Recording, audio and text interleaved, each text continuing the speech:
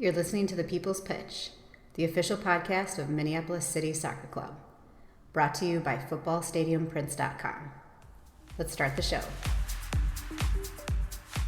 And as I talked about just a couple minutes ago, as Joe Watt stands over this one, he appears to be the one taking the penalty here. This is a huge confidence booster if you're Duluth. Worst case scenario for City right here. And it stopped! Yes! And it stopped! Totally redeems himself. Matt Elder redeeming himself. Oliver with the right foot. The shot is goal! Oliver! Justin Oliver will break the scoreless tie. And it is 1-0 Minneapolis City. Is Hutton now on the offense with the left foot. Goal! And it is now 2-0 Minneapolis City. Good finish. Nick Hutton taking his quick victory lap. Back from our late summer vacation, this is The People's Pitch, the official podcast of Minneapolis City Soccer Club. No, folks, we did not get lost in the woods, and we tried, but we didn't. We didn't have to use our bear spray. We've actually been meaning to get back to recording for some time, but John, you were struck down by a mystery illness. Everything is good though, except maybe you're a pod person now. Yeah, no, I'm good. Scanner. So it was some scary stuff, dude. Like the common cold for my kids turned into a lung infection, and sparing these fine listeners of this here podcast the details. I've been like in and out of medical offices for like almost 3 weeks. So I knew, and my mom told me I was always special, but I never thought I would get mystery illness on my bingo card. And, but I did, and I'm on the mend now. So I might cough a little bit during the pod today, so bear with me, but I am doing good, and thank you for everyone's concerns that didn't know that I was kind of having some health concerns, but I am good, and I'm ready to talk some soccer, Nate. Nice. All right, at least until the like face hugger bursts out of your chest. Yeah, dude. I'm like, what's the guy's name in Alien? Yeah. Where like the thing comes out of his chest. Yeah, anyway. Nothing's gonna be coming out of me other than awesome hot soccer takes. Nice. Well, this is all about this show is going to be all about the 2023 USL2 season as we look back on some of the best moments and the most impactful players. It is the official, unofficial People's Pitch award show for USL2. We've got lots of commemorations to hand out. So we're going to do that tonight. And then if you want to keep watching your Crows, they're probably playing at a school right down the street from you. So we're going to talk about Minneapolis City in the MIAC to close the show out. Well, and not to mention too that with the MIAC Sports Network powered by Hulu, or not Hulu, Huddle. There we go. You can watch every game. Yeah. So it's fantastic because if you're a local soccer nut, maybe not like Paul, our friend of the pod, but if you're a local soccer nut, literally it's all there, right there for you. So just log on and you can watch any match. So sweet. Well, John, every year we like to recognize the coaches and the players for a well-fought season with our official, unofficial awards. We give one set for each team, and tonight we're honoring the USL2 team. And first, I want to talk about the USL2 team in general. Going all the way back to our live pod, our Q&A at Unopils in the preseason, the big headlines going into the season were how eye-opening and really disappointing the 2022 season was, along with, of course, Carl Craig taking over as head coach. Last year, we saw the Crows secure their first win on the very last day of the season. And that feels like an easy bar to clear. But looking back as I reflect on how Carl talked to Kyle, how Carl managed questions, things like that, I'm realizing he never really promised that this team was going to do any better this year, did he? No, you're right. You're right. He never really put the success flag in the ground and rallied around it, which I think is okay in my opinion. Yeah. Because the expectations of this club, our players, our fans, is to be successful. So why reiterate that we had a down season the year before and then cement an expectation that we're going to strive to just slightly raise the bar? Yeah. Like, it just doesn't make sense to me. Like, we want to win, and we are going to try to do everything in every match to win. But I do say this with knowing that it's hard for a first-year manager to say this is what to expect from an outcome perspective for us, when he really doesn't know what to expect, seeing that he was stepping down into a league and a system that is far different than the pro ranks where he came from. Yeah, and he didn't know the players. Yeah, and things are different. Like he didn't have to deal with things like we only take players from Minnesota. Guys have day jobs. Traveling is hard. Like this isn't their main focus. I know he wants that, but you can want a lot, but what you get doesn't always match up with your wants. Yep. So there's that, and I get it that this year was and likely was from the jump for a new manager and education and what to expect. Yeah, and that's fine. That's good. And I think even though we equaled last year's results by the first weekend of June, we beat the Bavarians at home 1-0, and that was great. It really was like, it wasn't until July that the results started coming. June was actually a miserable month for this club.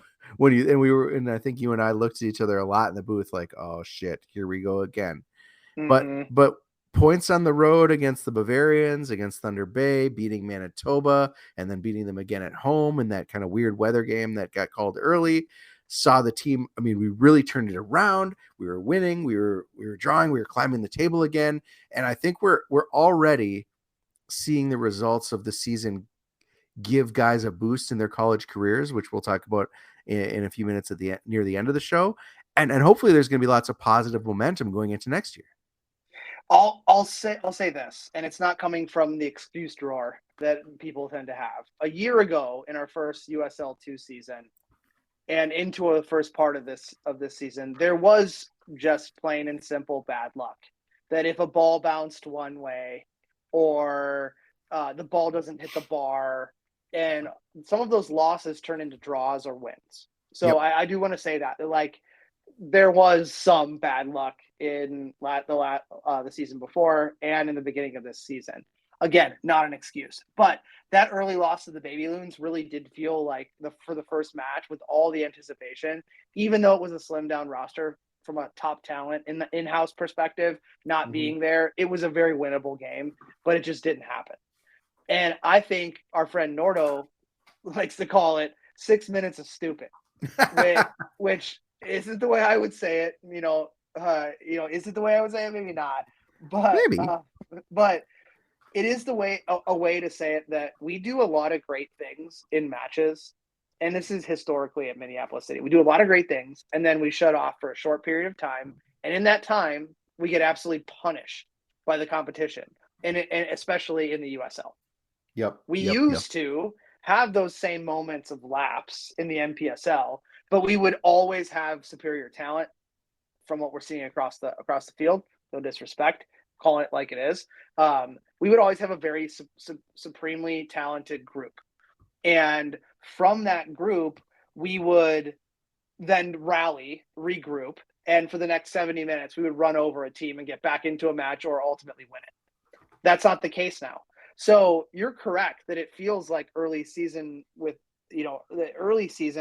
high anticipation from our fans that we might have been headed down the same path as last year until we hit that road trip, which typically a road trip is very hard for us and hard for lower league soccer. So I'm very encouraged by that being the jumping off, the springboard into some real positive things at the end of the season, even though we did see us bowing out of of what I feel was a very winnable Minnesota Super Cup. And, it is what it is. But there were positives, for sure. Yeah.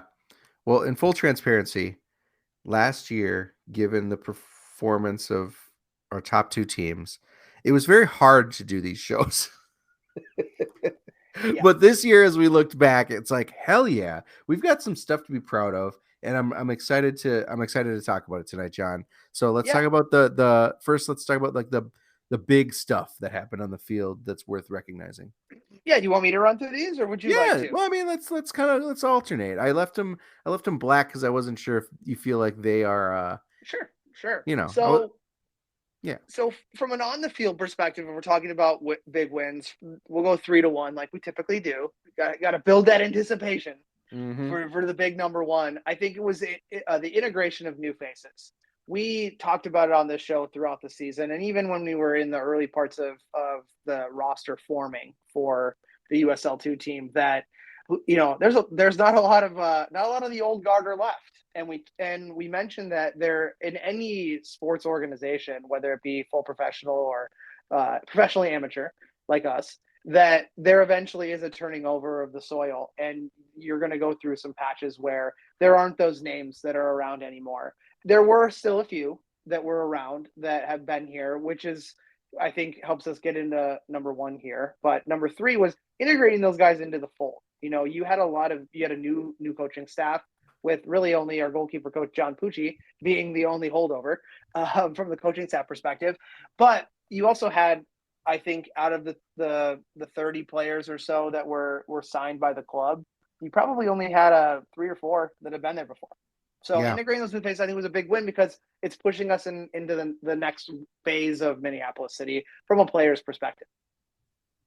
Yeah, I'm with you there, and I think that's always kind of a touchy point year to year, especially at this level. As we, like at the start of the season, we're like, we got this guy from Campbell. Have you heard of Campbell? We got a couple guys from Radford. Yep. Have you heard of that? And American it's just like, University, and we're was just that Coming to America, the University of the United States? Like, what's this thing? And we've just never heard of these guys. So it was great to see that they were able to be accepted into the fold. I think a big one for us also was finding our real number one in number two on the list. Yeah. Yep. I think when you think about going back and the way we started the season against the Baby Loons, when you think about, I don't know, when you think about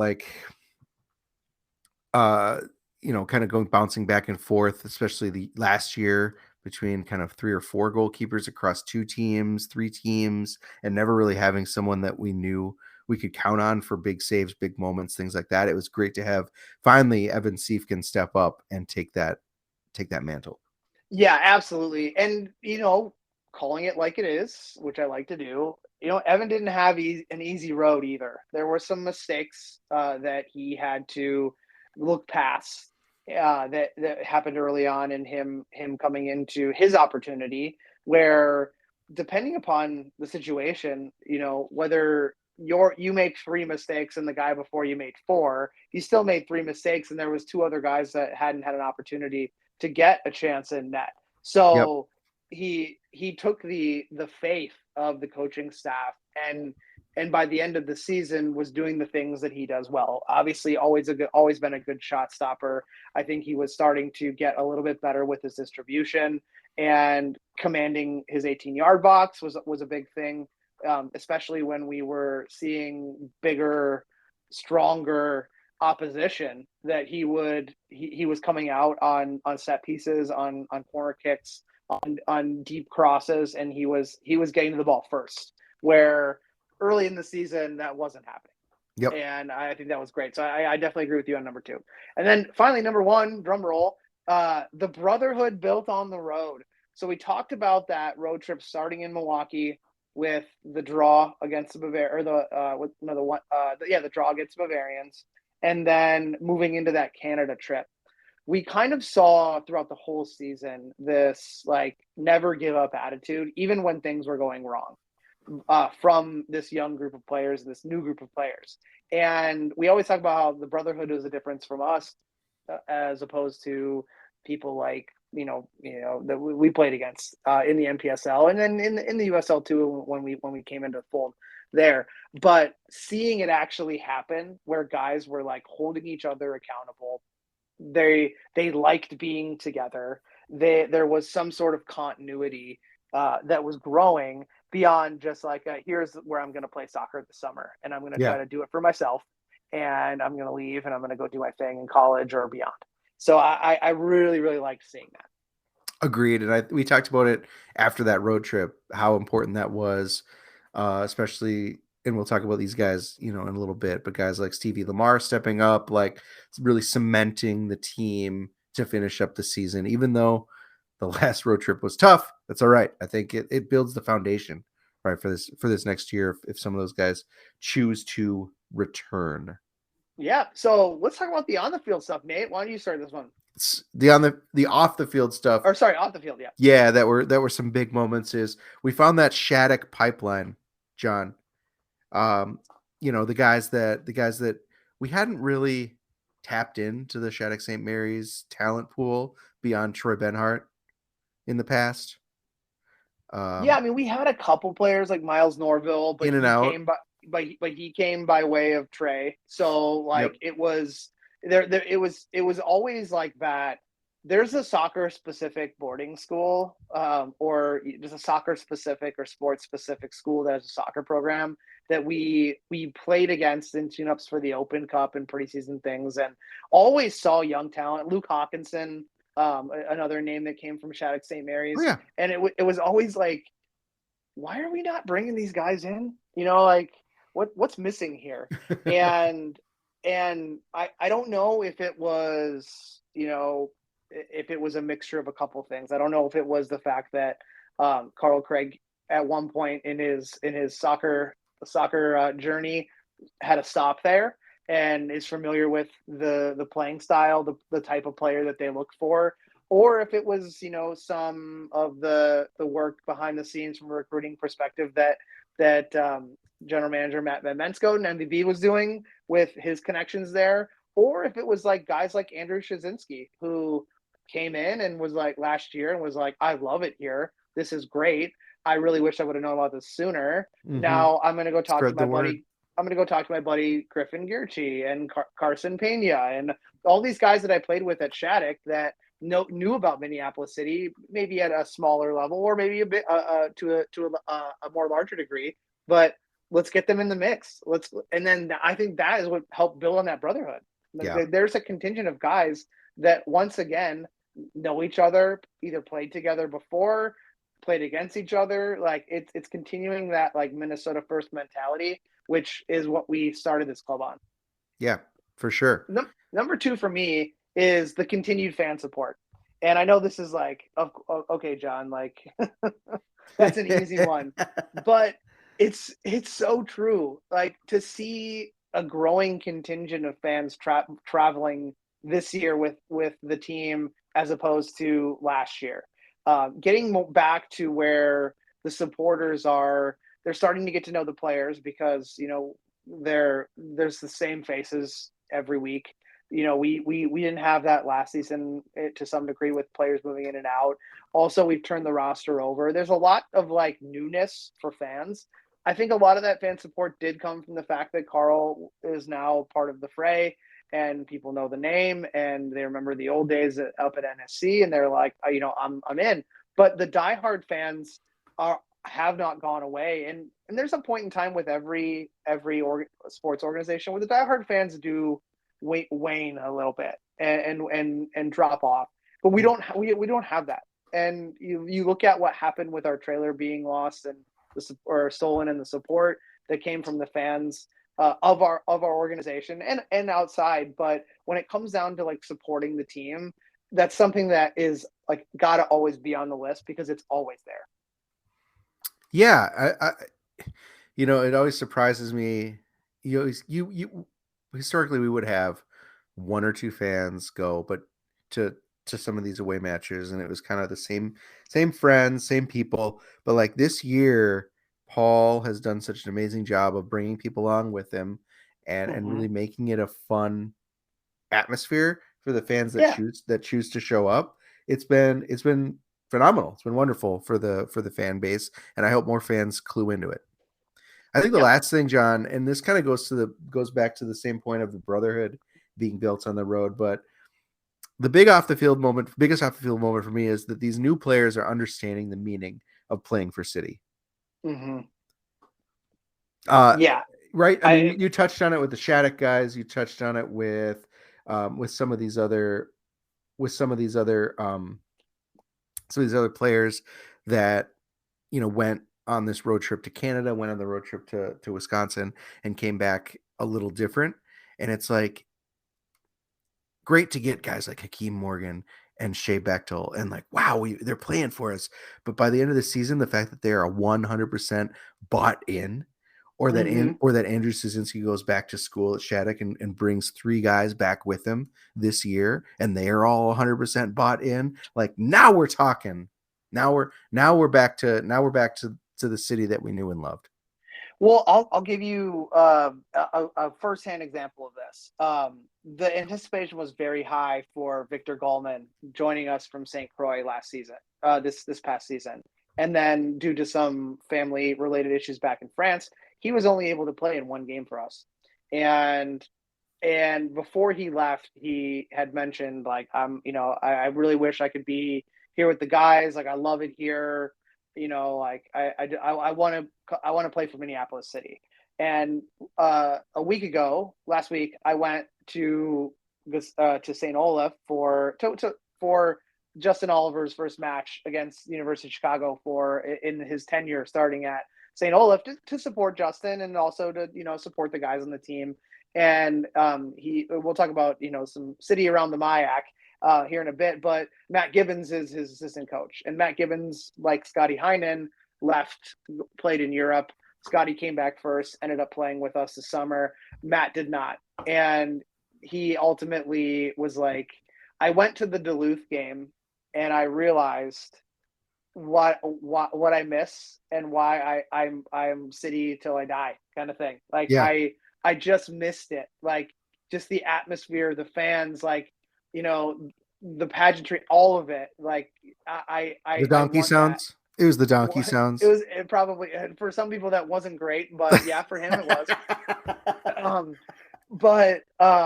Get real, people. Right next to him was Victor Gallman, who I was talking to, and he almost like couldn't wait to step over me talking to Gibbons about how he's so excited to come back next year. And, in between whatever he's going to do with his 5th year of eligibility, whether it's go back to St. Olaf or it's to try to play somewhere else. But like this summer, he wants all in on City. And nice. Even seeing some of the players like from the beginning of the season, like almost looking like it was laborious to like go thank the fans after the game, even in a loss, to then later on in the season being like extremely excited as soon as the whistle blew to get over and thank the fans, like that kind of stuff. Like that's what it means to be part of this club. Yeah, 100%. John, I think that in itself, right, is encouraging for next year. It's almost like this year was a slow reset, and next year you got to feel like we're going to hit the ground running with players that are excited to come back, players that are 100% bought in from the beginning and dedicated and excited to rep City. Yeah, another example too would be like Hakeem Morgan basically saying like, this summer was great. Like, I learned so much. It was awesome. I have like 3 of my teammates from my international duty back home in Costa Rica that would love to move here and be part of this.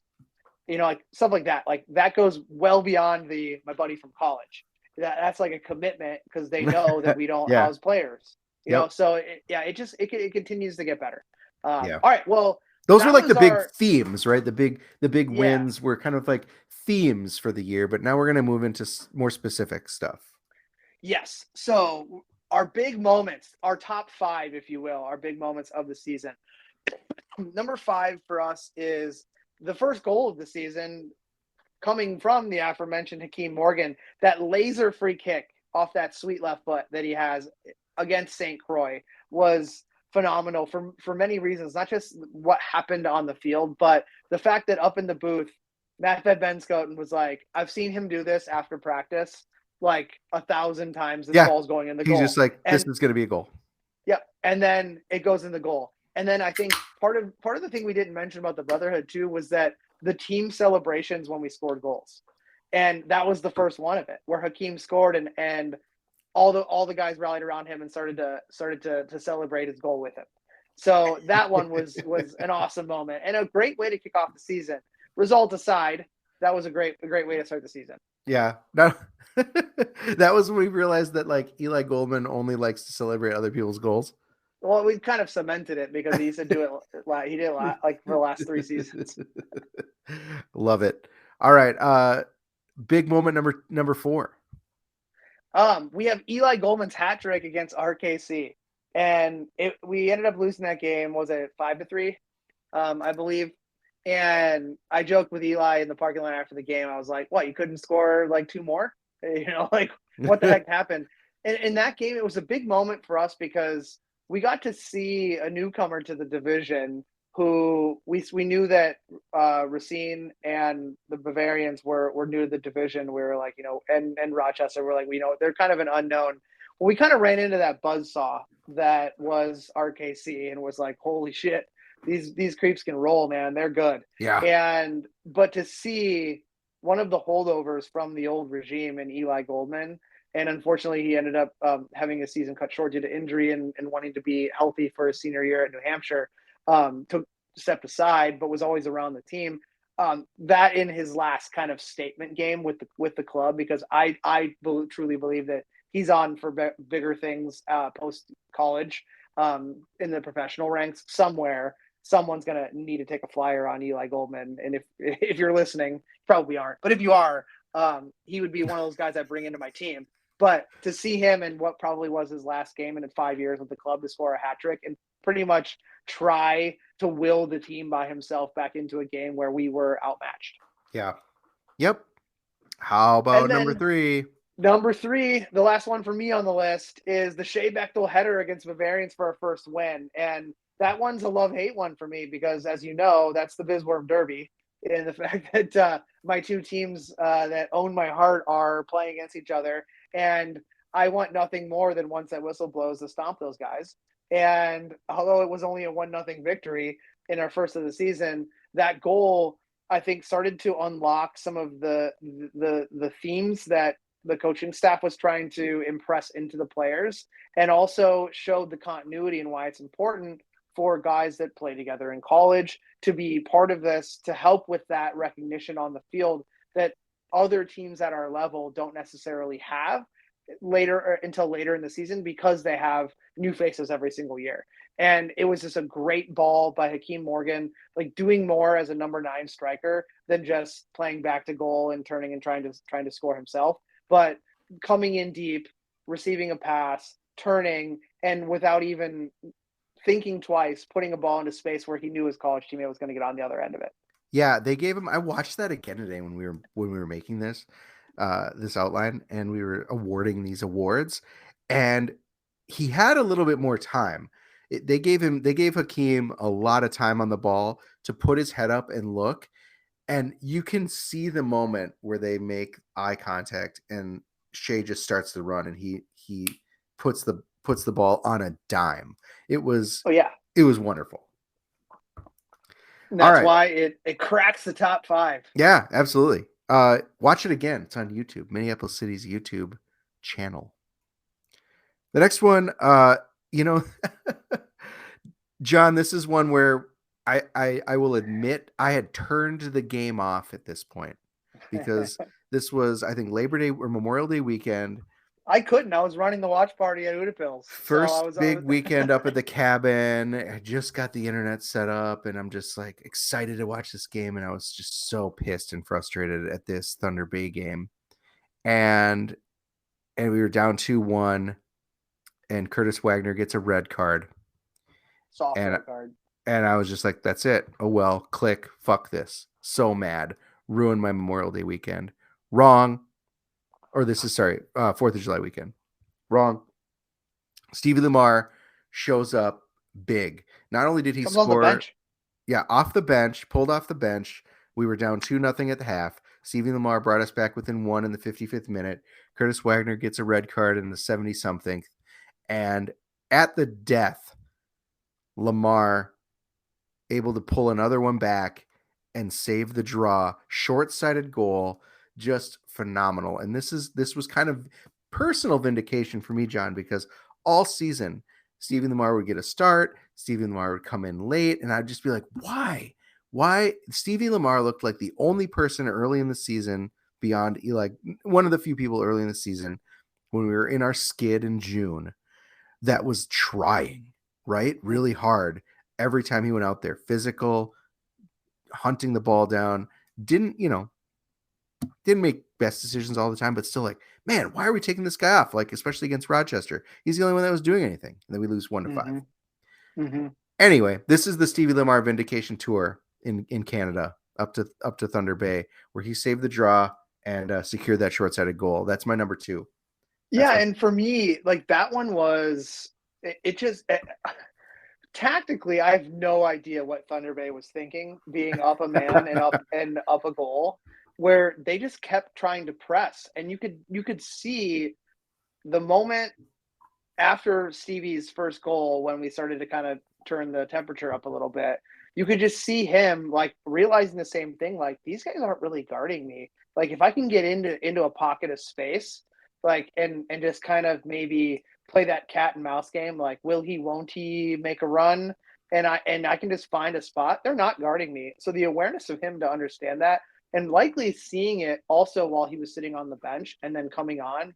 And also, the coaching staff realizing that maybe it wasn't, it wasn't his day on that trip, because we had Manitoba, 2 days later, that, we needed to rest some of the players, but like, screw it. Let's put Stevie on. We need to try to get into this game, and then Stevie coming up big. And we've talked about, like, Stevie has never been fully healthy since he left high school.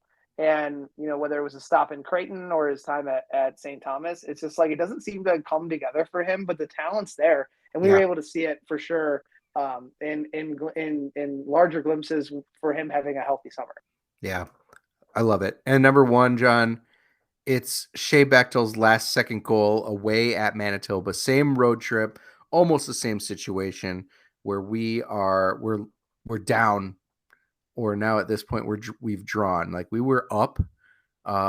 Manitoba came back, tied it, and in the 90 plus minute they tied it, and in the 90 double plus minute, Shea Bechtel strikes.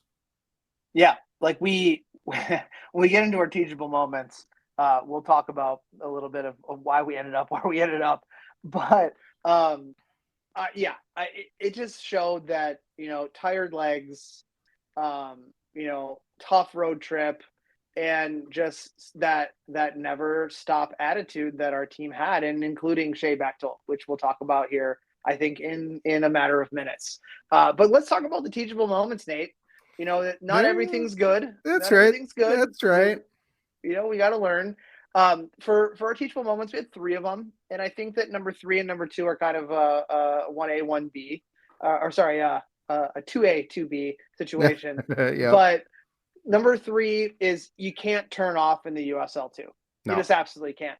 And we saw that the makeup of our roster was young, which makes me really excited for next year and maybe a year beyond that, to understand, like, when these guys get into their senior years in college, how much 3 years together was actually going to benefit Minneapolis City. We can talk about that when we talk about next year, when we see what the roster is going to look like.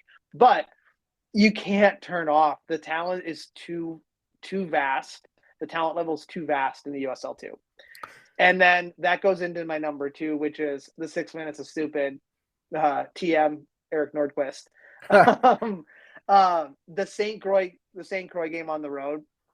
And I don't like to necessarily call people out, because I don't think it helps anyone, but that game was a winnable game by every facet. We had completely controlled that game.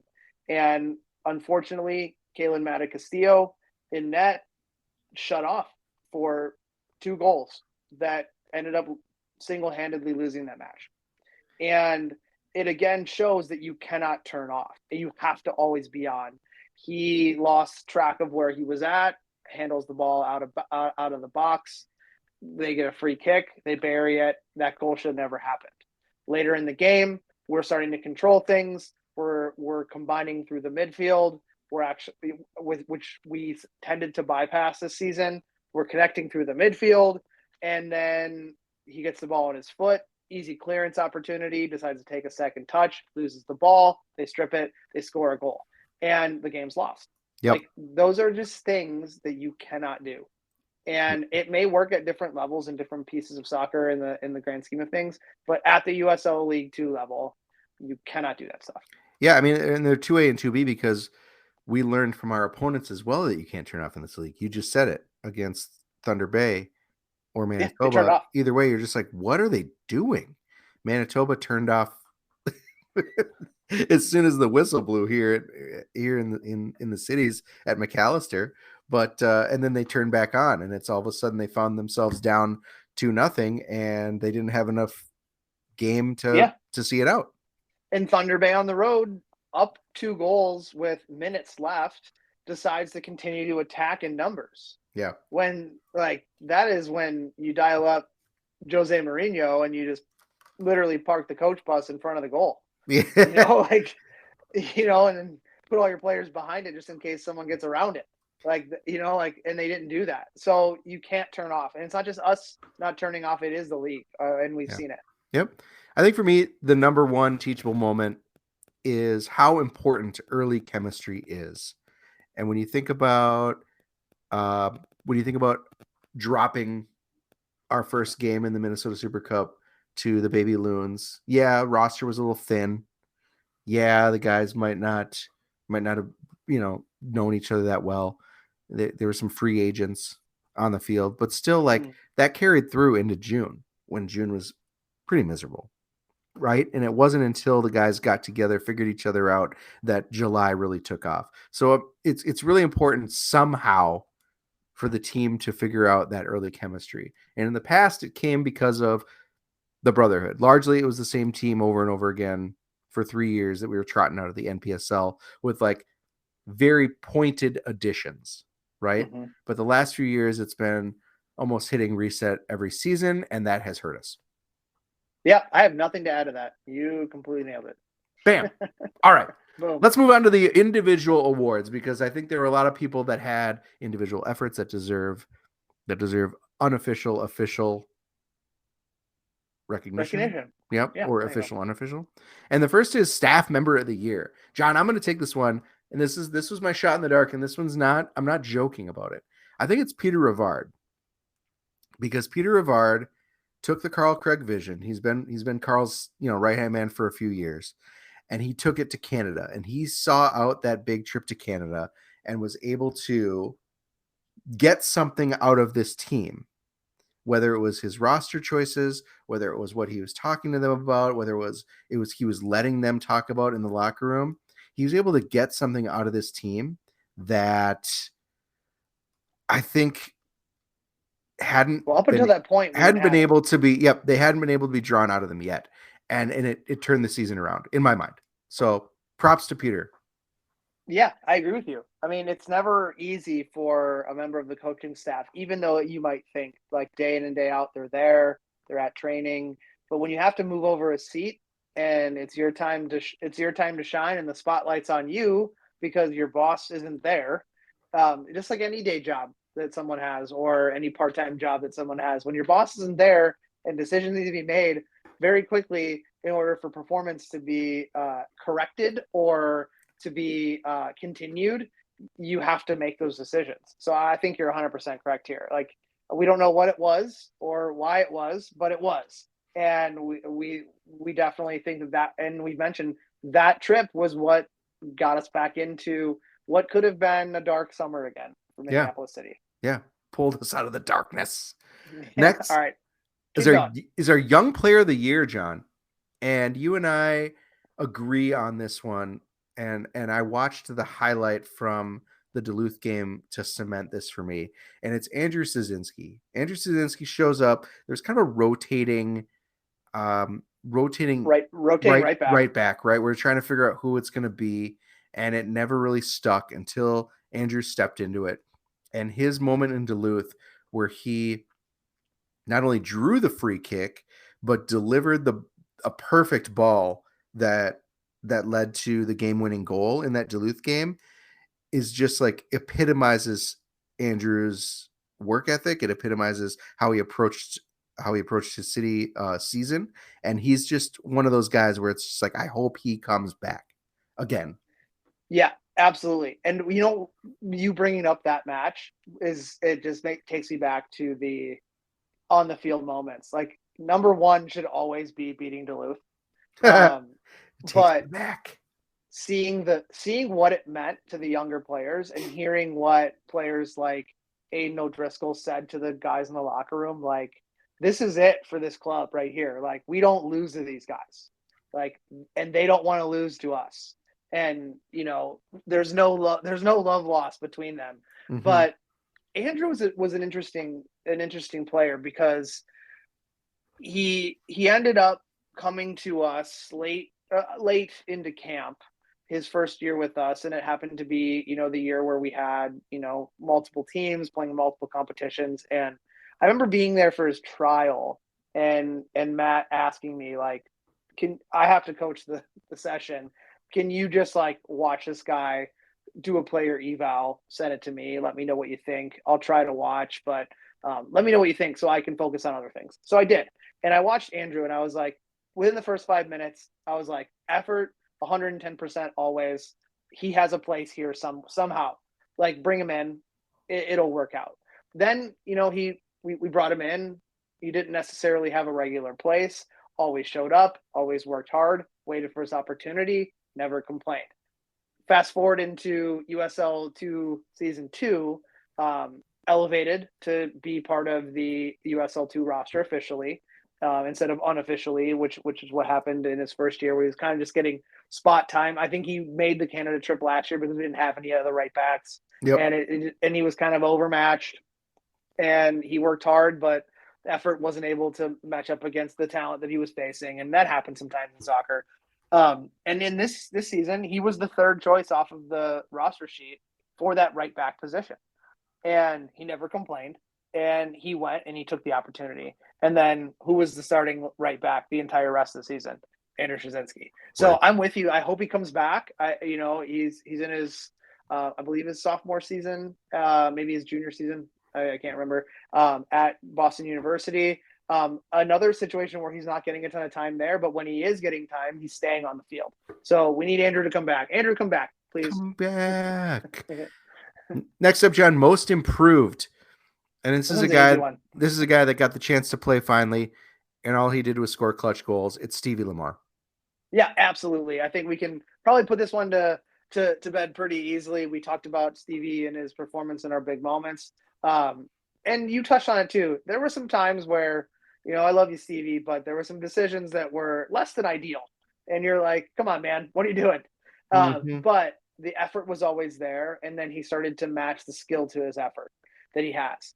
And I think that most improved or most important player probably could be the same category here for Stevie. Yeah. But we've only got, I guess, one. So there we go. Next up, John, talk to me about breakout player of the year. Well, breakout player of the year goes to a name that has been in our awards for 2 seasons now, and that's Evan Siefkin, who was the player of the year last year for the Futures program in UPSL. And we talked about him cementing his spot as GK1. And once he did that, once he had the opportunity, there were mistakes, corrected them, and then became the guy that we have to have in there. And that's something that's tough for a younger player to really grasp onto. It's definitely the defining moment in your soccer journey where it clicks for you, where it's like, I might not have another opportunity, so I gotta fix it. And the talent's always been there with Evan. The size for a goalkeeper is always there. The reaction times to make the saves. But it was always, for me, like a small positioning thing where maybe at the Futures level, he could get by with maybe being a half step behind. Yep. Or maybe at St. John's, where he plays college soccer in Minnesota, he could kind of get by. But if you go back to that Duluth game where he makes 2 absolutely fantastic reaction saves to keep us in that match at very crucial time frames, that brought together the whole season for me, for Evan, from cementing his spot to showing I can make those saves. And we had Matt Elder on at halftime in the booth of that game, if you go back and watch it. And Nordo asked him about it. It was like, that used to be your shirt. What do you think of this guy? And he's like, so great to see not only him make those saves, but also being a graduate of the Futures program just shows that system works for us.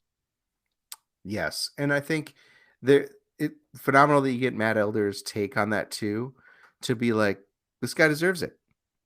Mm-hmm. Right? Like, yeah, absolutely. Like, you ask him about some of the best moments from his City career, and Matt Elder ultimately will answer like, I have no idea what I was thinking or how I did that. Yep. I just did it. I just did it. It's instinct. And this guy's got the instincts, man. And I hope that he sticks around. Another guy. All these award winners, please come back and maybe win more awards next year. Yep. So newcomer of the year, a lot of newcomers, a lot of men throwing their hat in the ring for this one. Mm-hmm. But for us, it was easy. It was everyone's favorite name to say, Griffin Gierci. And unfortunately, what we ended up, outside of finding out that's not how you say his name, but fortunately for us, he said he loves it and his parents think it's funny, so we kept going with it. And Nordo just seemed to get really excited about saying Gierci like 10 times per broadcast, as did I. But Griffin came in and played center back. And we were like, he's maybe a half step slow, has the size, good with the ball, but maybe it doesn't look like the right partner for Jonah Garcia back there or the right partner with Wes Lawrence back there. And then we find out that once what's his name? No, it's escaping me. Curtis Wagner came in and was your typical center back. That Griffin stepped up in defensive center midfield and was like, wow, this is where this guy that's where he's supposed to play. Yes.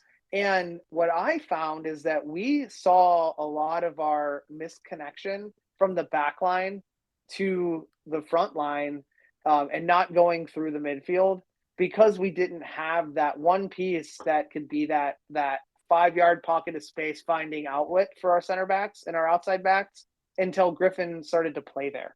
Unfortunately, he got injured, but then he comes in, plays in the Duluth game to cement the end of the season, scores the penalty kick, which we were all like, why is this guy taking it? And then he steps up with that left foot and bangs it home. And you're like, all right, now we're talking. So that's what gave us Griffin Gierci for our newcomer of the year. Yes. How about defensive? Now we're getting to the MVP section, John. The most valuable players of the squad, defensive MVP. This is not a guy you were high on early. Yes, I was not. And no disrespect. I was very high on his hairstyle, but his playing style for me, I didn't see it. And that's Carson Pena. And no disrespect, Carson, if you're listening to this. I mean, he's winning defensive MVP. Right. But I'm doing the typical leader at work, like, this is what you did wrong, but this is what you did great. Yep. Early on in the season, I was like, man, our outside back situation, both right and left side, is dire. Like, rough. We don't have guys that connect well with the attack. We have guys that look the part but aren't for defensively stopping anyone in a 1v1 situation. We don't have like that Charlie Adams guy who you look at and you're like, they're doing the job. They're adding on both sides of the ball. Yep. And I don't know what it was, but I think it was the first Bavarians game where he had just come back from injury and got his spot back. And then all of a sudden was like a new person and locking down outside attackers, like winning balls in the air on crosses when he's not the largest guy on the field, going in hard for tackles, finally connecting with whether it was Bechtel or any number of players. Stevie Lamar played a little bit of left wing. Once Eli Goldman went down, connecting with those guys to get into the attack, but then ultimately getting back on defense. And he, like a few other folks on this list, I think were irreplaceable once it clicked for them. And we hope that Carson, is like many others, comes back next season. Yeah, absolutely. On to offensive MVP, John. Yeah, another guy we definitely want to get back, and this one is an easy one for me. It's Shea Bechtel. The goals did not come for Shea Bechtel this year. Like, he came off of playing for Steel City in the Midwest Premier League last summer, or the previous summer, and was the Golden Boot winner, scoring something like 10 goals in 8 games or something like that. And I was like, all right, I saw this guy play for St. Olaf. Like, we have his buddy in Akeem Morgan, Victor Gallman, Archie Puig. Like, we have these guys that he's used to playing with. Like, he is going to get open and score buckets of goals. That did not happen. But every single game, when you looked on the field in the offensive third and you look at the person who was working the hardest, who was it, Nate? That was Shea Bechtel. It was Shea Bechtel. And he was defensively causing problems immediately once we would lose a ball in the half, or like causing fits with the runs he makes, and continuing to make those runs even when he wasn't getting the ball. To me, is what just screams like productive offensive player, because they want the ball and they're going to go where they want it. They're not going to wait for you to play it to go get it. And that's what you need from an attacking player. And the goals, if Shea comes back next year, the goals will come. I know they will for him, but his taking him out of our attack, we clearly saw that we were losing something big. And it was his off the ball movement and his activity.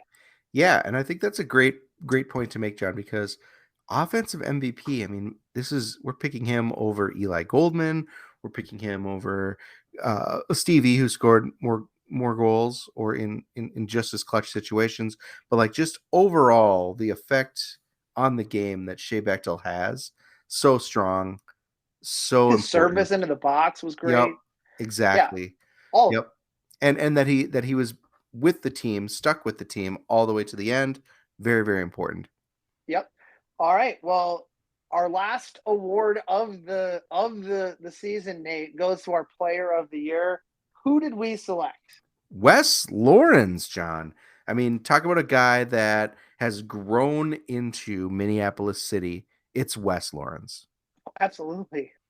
Coming up with the NPSL, getting his shot last year, USL2, sticking with it, and getting moved to center back this year, where he actually, I thought, was far and away one of our better options at that position. Like, very, like, in an emergency role, right? Jonah Garcia unavailable for travel, Curtis Wagner red carded, seemingly not wanting to play. Yep, and it's right, and it's just like, here's Wes Lawrence stepping up, being the rock, being captain-like, right? Being the captain and rallying this team and sticking with it, and just like carrying the spirit of the team throughout the season. Yeah, absolutely. And I'll say this, like, and I mentioned before, and it's with all respect intended. Wes knows his deficiencies as a soccer player, but what he does to make up for those is never quitting. I mean, I watched his time at St. Thomas, and it is no secret that St. Thomas, since moving to Division I, has not had success. And he was one of the first recruits to come into the Division I atmosphere there. And he's lost a lot of soccer games since transferring there. Yeah. But what you will never see is this guy give up. And when we're talking about guys, the turnover of the roster, the brotherhood, what it means to be a Minneapolis City player, there is no one else on this roster that I would point towards to say, this is the type of player you need to be for us. Yes, Wes isn't going to do anything out of the ordinary spectacular with the ball at his feet. He plays his role as a defender. He constantly is battling. He's causing fits for the other team. He's disrupting play. He's rallying the troops. He's showing everyone by his own effort of what to do to get back into games. And like I said, he's lost a lot of soccer games over the course of the last 2 seasons. And that's got to suck. But to have that positive attitude, and he's just a really great guy. He's never going to be one of those guys you got to worry about. Always has a smile on his face off the field, loves being around the locker room, great presence from a leadership perspective. So congratulations, Wes. And the last remaining member of the Stegman's Academy still on the Minneapolis City roster. Fair point. So looking back at the season, the team had a record of 3 wins, 3 draws, and 6 losses. 12 points on the year, a marked improvement from the year before where he only had 4 or 5, I think, points. 17 goals for, 26 goals against. Something that, there's definitely momentum here as far as team spirit, as far as involvement, as far as buy-in, right? But what we need to see momentum in is in that win column. And I think that the goals for, goals against is going to be the spot to target next year. Hopefully Carl Craig feels like he's got a great foundation now to work with that understands where he's going with his system. I think Carl's got a good idea of what he has to work with in the area and what he's working against. And I think 2024 is going to be much better for Minneapolis City. I think so too. And like I said, like if the 6 minutes of stupid, trademark Eric Norquist, doesn't happen, we're looking at potentially five or six wins, and maybe one less draw and 2-3 less losses. So that puts us in third place in this division instead of second to last place. It's pretty good. So the margin of error is very thin at this level, but if we can just make some things click, like give up 6 less goals, score 5 more goals, we are right in the thick of potentially fighting for a playoff spot in this division. We never know what other teams are going to bring each year, but we know what we are. And if we can do that, I think that things start to turn around and we get back to where we want to be, where we used to be in this different league with different stakes. You said second to last, and I was like, that can't be true. It is. And can you believe it? We beat the third place team twice. Beat the Manitoba. Yeah. And we drew Thunder Bay Chill at home. But anyway, there are definitely positives to take away from this season, whereas last year at this time, John, you and I were like, I don't know what's going to happen. All right, man. Yep. Well, all the talk of this summer's top players, and I think you can be forgiven if you run to your Hulu/ESPN Plus app and you add University of New Hampshire to your watch list. But John, we talk about this a lot, and thanks in part to Minneapolis City and the subsequent rise in lower league soccer here in the cities, the MIAC is just blowing up. Really high quality college soccer being played here in our backyards every week, all of which you can catch on the new MIAC Sports Network powered by Huddle, which I have to say. First of all, let's talk about the coaches. There's Crows everywhere. Crows are leading teams from Northfield to north of 94. Let's go through the list. Of course, you gotta talk about City's first assistant coach, Jeremy Ivaskovich, the longtime head coach of Bethel's men's program. He's got Samuel Ruiz Plaza joining his staff, coming from Augsburg. I did not know that. Yeah. Samuel's over there now, and he loves it because Samuel's his guy. Yeah. You got City goalkeeper coach John Pucci is the new head coach at St. Mary's, looking to rebuild that program. You've got former Crow Tyler Oliver taking over the lead at the men's program at Hamlin, looking to rebuild there. He hired Jonah Garcia as his top assistant, he brought him from Augsburg. And then he added Cole Schwartz. He added Troy Luegi to his staff. Full City over there at Hamlin. Oh, City. Get on board. And then after a stint as their top assistant, his brother Justin Oliver took a promotion and now leads the nationally ranked St. Olaf program, 14th in the nation right now. And he brought former Crow Matt Gibbons on as an assistant. We're not there yet, or we're not done yet. Former Crows player Nick Zakowski has joined Greg Holker's staff at Augsburg after graduating from the program last year. And Scotty Heinen joins Gustavus as a first assistant. So holy crap, John. Minneapolis City is running the MIAC. Yeah, kind of. Not at St. John's, not at Concordia Moorhead, not at St. Scholastica. Not at Minnesota Morris, not at Carleton. But not at Carleton. I think old Bob at Carleton's going to need to die before any City players take over. The guy's been there forever. But if our mission was to help elevate the profile of Minnesota soccer through the amateur ranks, but also just in general, like I'm not patting ourselves on the back like we made all this happen. But there's a running theme here, Nate, in that a lot of our former players are going on to teach the next generation of the player pool that we can pull from. Yeah. And it's no surprise that as the MIAC has seen itself grow in its quality over the past 3 seasons, that Minneapolis City has had our fingerprint on the players and then the coaching staff. And we haven't even talked about the players that are playing there. So let's go into that. So like we mentioned, there are city players all over the MIAC playing for former city players all over the MIAC, from both the UPSL team, the Futures program, USL2. I mean, and some of them are off to incredibly hot starts. But just a quick rundown. All 3 captains for St. Olaf, Hakeem Morgan, Shea Bechtel, Victor Gallman, who we mentioned did not necessarily get a chance to fully play for us last summer, Clemente Archuch-Puig, and Robbie the Bazooka Buzakovic, all play for St. Olaf. At Gustavus, you have Futures players Carlos Robles, Parker Flynn, Leo Runstead, Mason Gillian, and goalkeeper Dylan Ellers. At St. John's, you have USL2 cemented number 1, Evan Siefkin, and then you have Carter and Noah Hermanson. Great piece on Carter Hermanson that the club put out about his past summer with the Futures program. At Hamlin, you got former Futures player Jesse Juarez, current Futures players Bodie Gossett, Rigo Ariano, Johnny Bear. At Augsburg, you got Tomas Mena, and then you have the boys from Oregon who played in the Futures program over the winter session in Mizel Harris, Kevin Janae, who was with the Futures program 2 seasons ago,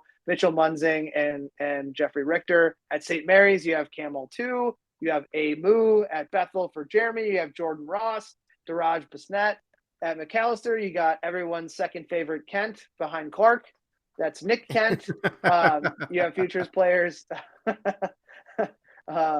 Max is going to hear that. I'm going to get a text guaranteed. You have Futures players Joey Barica and Drew Mosman. That is a lot of players. I mean, can you imagine if you put that team together as like one roster, what it would be in the MIAC or just in Division III soccer? Incredible.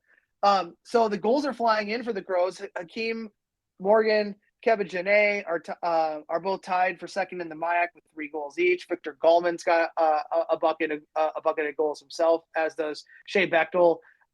Mitchell Munzing, I helped you out and called the Augsburg game yesterday. Mitchell scored a goal and had an assist. So now he's got 3 goals on the season, tying himself for the lead, the Crows lead in the MIAC with Hakeem and Keba. This is updated after that. He's still got 2. Oh, okay, never mind. So it's got 2 goals. So he's second. You have Carter Hermanson has a bucket of assists. So does Victor. So does Mizel Harris. I mean, it's just everywhere where these guys are performing. So we'll keep you updated throughout the fall on your Crows in college, but don't take our word for it. Like we mentioned, check some out in person. These games are happening all over the state of Minnesota. So I don't care where you live. There is a former Crow playing somewhere close to you on a weekly basis. So Get on out, support the MIAC. Like we said, the level of soccer has taken drastic leaps and bounds in that conference for the last couple of seasons, and this season is no different. And then, of course, like we said, you can go over to where, Nate? Because you say it 1,000 times a week. MIAC Sports Network, powered by Huddle. Powered by Huddle. So check it out, folks, because we're doing it. Whether it's Nate calling Augsburg's games, me filling in when he has his colonoscopies. We're multiple. They didn't get it the first time. Would it be colonoscopy or colonoscopies? I don't know. Whatever it is. You tell me. It's your health. You tell me. It's your health. All joking aside, Nate is not in colonoscopy age range yet. But anyways, back to all seriousness. The contingent of the Crows is everywhere, from the booth to the field to the coaching staff. So check it on out. And with that, that is all for this week's show. Thank you to our wonderful show sponsor, all colonoscopies aside, still staying with us. That's footballstadiumprints.com. If you're in the market for some supremely curated soccer-focused graphic design or on anything from mugs to t-shirts, head on over to footballstadiumprints.com. Fill up that cart, and don't forget, in that cart, before you check out, to use the code CROWS10 for 10% off everything you purchase. And remember, all orders ship right from the United States, so no pesky international shipping charges.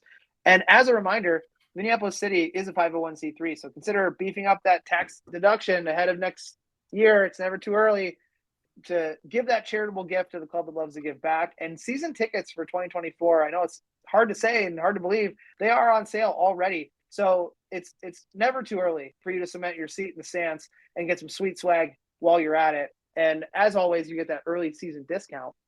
So benefit discounts everywhere. Head on over to mplscitysc.com and get yours today. And if you're interested in getting a hold of us, we've made it super simple. Hit up the club on Twitter at mplscitysc. Complain. You can complain there. You can shower praises, whatever you want to do. To the club or at the show at the People's Pitch. Again, you can complain to us, you can praise us, whatever you want to do. Or you can send us email, and we promise that we're going to get better at reading our emails. So please start to send them at mcscpodcast@gmail.com. So that truly is all for this week.